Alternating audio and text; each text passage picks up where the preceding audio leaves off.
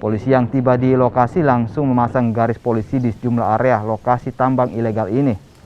Namun saat tiba di lokasi tidak ada terlihat aktivitas tambang.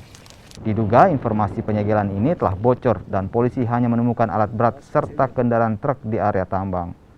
Menurut polisi, penyegelan serta penertiban tambang ilegal di Bulukumba terkait surat Bupati Bulukumba tentang pentingnya dilakukan penertiban tambang galian yang disinyalir tidak memiliki izin. Bahwa ini kami lakukan dalam rangka menyikapi surat Bupati tentang perlunya dilakukan penertiban galian C yang disinyalir tidak memiliki izin.